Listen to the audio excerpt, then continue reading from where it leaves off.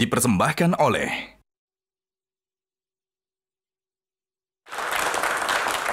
Kita lanjut box kedua. Box bawahnya deh, 4. 4 ya, kita buka box nomor 4. Angels. Nah, sekarang kita masuk ke Angels. Angels ini adalah sosok-sosok wanita cantik dan seksi yang selalu ada di Warkop pada saat itu. Kenapa ada sosok-sosok mereka? Saya boleh gantian nanya nggak? Boleh. Kenapa ada pertanyaan itu? Artinya gini, saya mau mulai dengan gini. Film apa yang tidak ada wanita cantiknya? Iya, film apa? Coba jawab. Kok lebih galak daripada hostnya sih? Iya kan? Tapi kenapa itu hanya dilontarkan kepada kita? Kenapa? Kenapa? Karena film kami yang ditonton orang.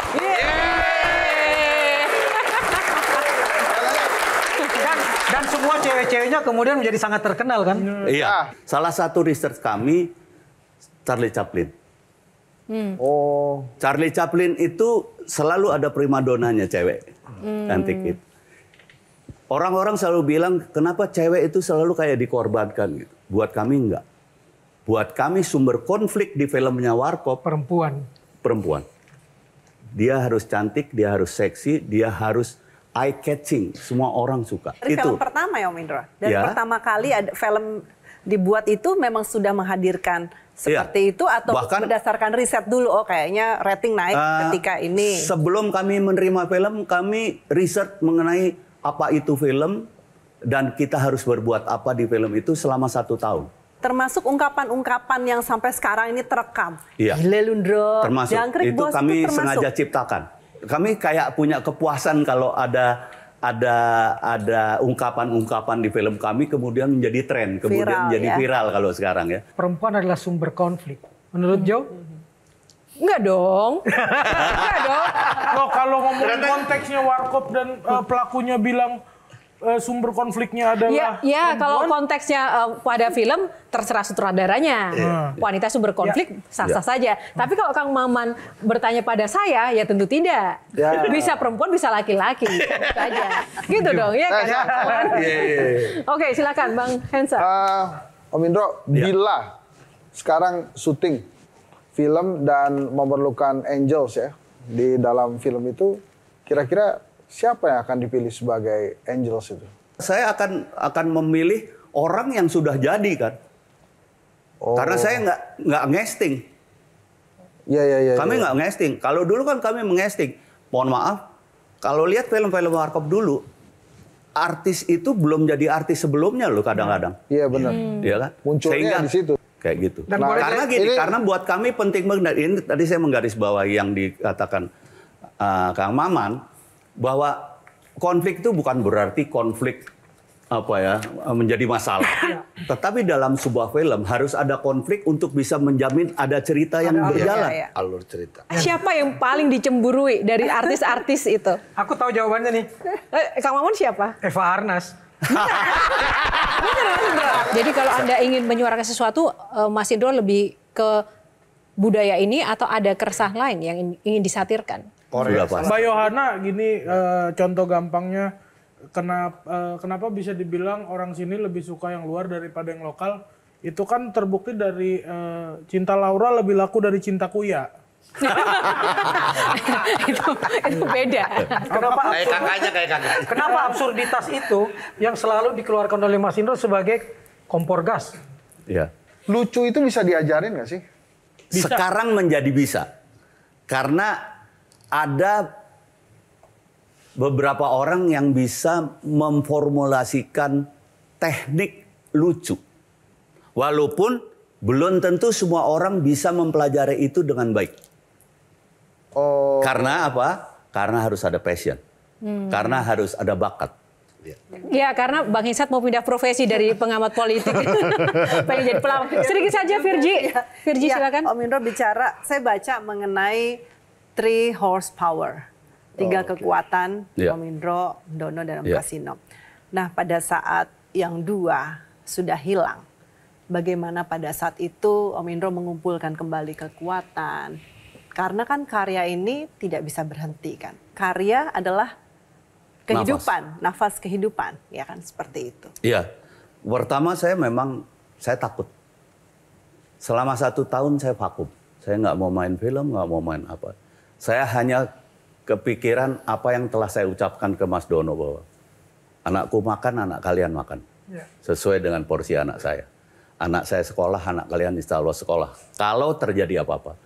Karena bagaimanapun juga saya nggak bisa menafsirkan keluarga mereka. Kayak Mas Dono keluarganya, maaf, adik-adiknya itu dosen semua. Hampir semua dosen kayak gitu. Jadi nggak mungkin juga akan diemin keponakan-keponakannya. Tapi saya akan janjikan itu. Ketika saya selalu bahasa Jawa sama Mas Dono. Ketika sesuatu terjadi, maka saya akan, kalau orang Jawa bilang cangcut. Cangcut itu bukan ini ya, bukan tangan dalam, tapi cangcut itu saya akan take over, saya akan cawe-cawe. Kalau sekarang gitu. Jadi benar nih cawe-cawenya. Cawe-cawe yang benar. Ada yang nggak benar? Yang menarik. Oke, singkat saja Kang Maman. Mas Indro, komentar Mas Indro terhadap anak Mas Dono yang di luar negeri dikenal sebagai ahli nuklir. Iya. Canggih ya, canggih. Ya. Anak Mas Dono salah satunya membanggakan bangsa ini karena selain dia menjadi ahli nuklir sampai dengan doktoral, juga dengan prestasi yang summa cum laude. Dan dia mendapat penghargaan untuk presentasi nuklirnya di 4 negara dengan baik. Yang dititipkan ke Mas Indro kan? Iya, salah satunya. Jadi Karena itulah, anak yang satu kan udah masuk mahasiswa. Beda 6 tahun setiap anak. Mas Dono ngomong ini, Aryo itu baru masuk mahasiswa. Ya. Sementara dia punya adik-adik yang masih kecil-kecil. Saya nggak ngerti Aryo bisa megang atau enggak. Dan itu terjadi sekitar pukul 4 pagi, pukul hampir 1 pagi berikutnya Mas Dono meninggal.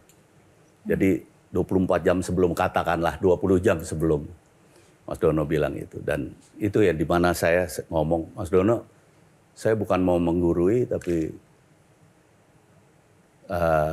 Tuhan maha memelihara. Selain maha menghukum, selain maha apapun, tapi Tuhan maha memelihara. Percaya itu Mas. Buat saya, mereka semua anak-anakku, Mas Dono dulu kita cari makan bareng, berarti Mas Dono juga ngempanin anak saya. Kasih makan anak saya. Mas Dono nggak ada, saya akan pastikan kalau terjadi sesuatu,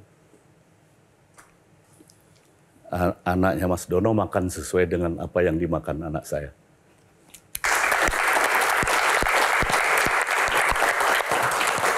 Dan anak Mas Dono sekolah sesuai dengan apa pendidikan anak saya. Saya punya sebuah video yang ingin kita putarkan untuk Mas Indro. Dia itu bapak saya.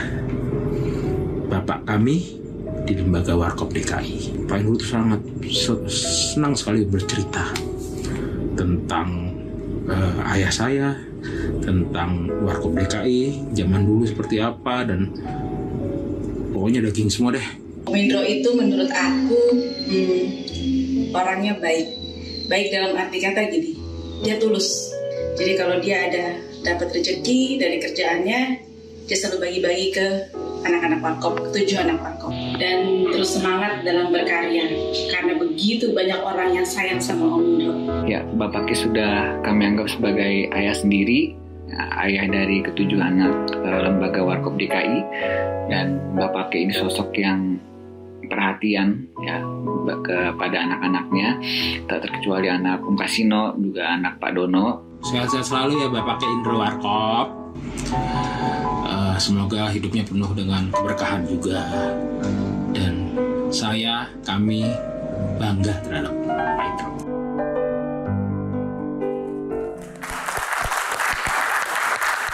Silakan tanggapannya. Iya, saya nggak tahu lebay apa enggak. Saya memang ketika udah nggak ada Mas Dono, Mas Kasino, saya kepingin memposisikan diri saya sebagai bapak mereka. Dan alhamdulillah mereka menerima itu. Alhamdulillah mereka bisa terus menjaga silaturahmi sampai dengan sekarang. Ya. Dan kalau andai sekarang ada, saya mau bilang nggak ada istri, saya seperti kehilangan kaki dan tangan satu.